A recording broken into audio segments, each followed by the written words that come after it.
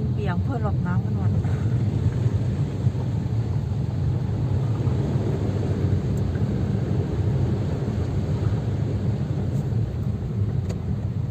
สูงกว่าไหมโอ้โห โอ้ยติดหนักเลยจ้ะแช่เลยจ้ะ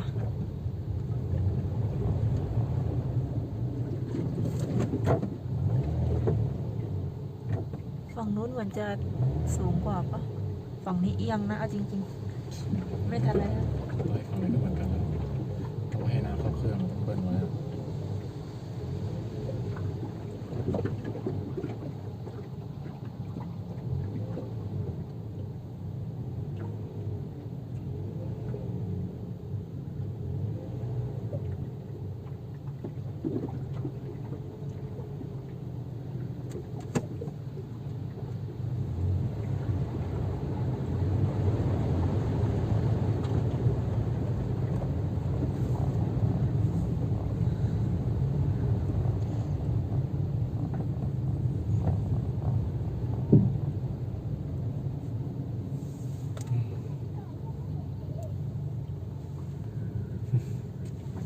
ได้ไม่ได้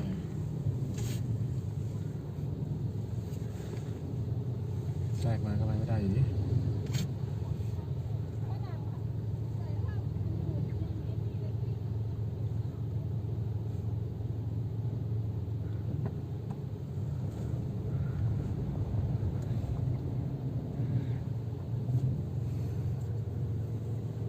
คือรถชนหรือรถดับรถไปไม่ไหวนะตรง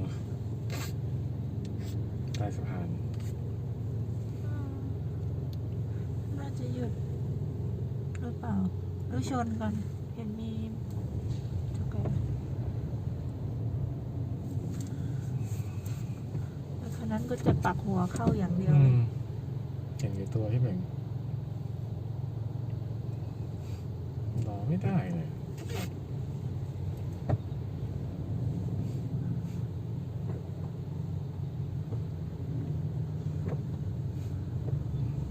แท็กซี่เบียดเลยจ้าไฟเลี้ยวก็ไม่เปิดขอทางเลยสักอย่าง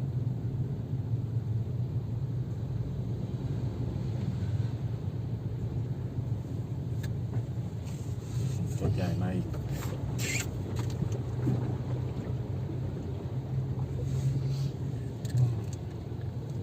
งานดีแบบเป็นขวาแล้วมันเข้าไม่ลง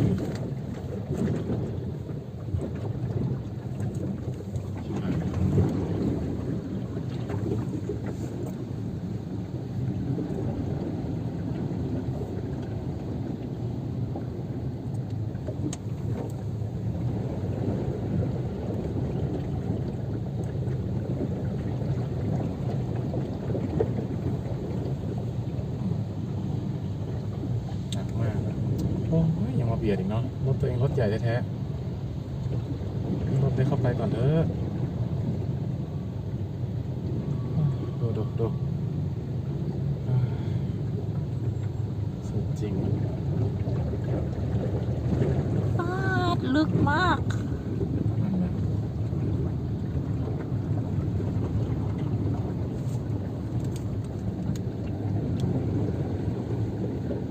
เป็นทะเลเลยจ้า ต้องซื้อเรือแล้วเนี่ย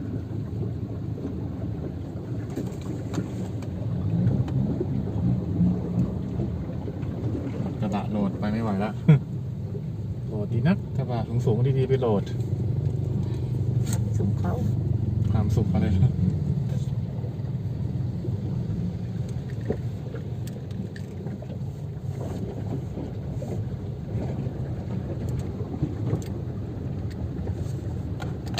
เมื่อไหร่จะพ้นเนี่ย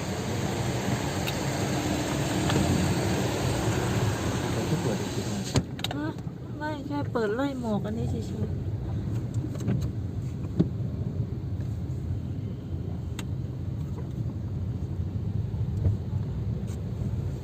ท่อระบายน้ำมีได้ไม่ได้เห็นได้ช่วยเลยนะ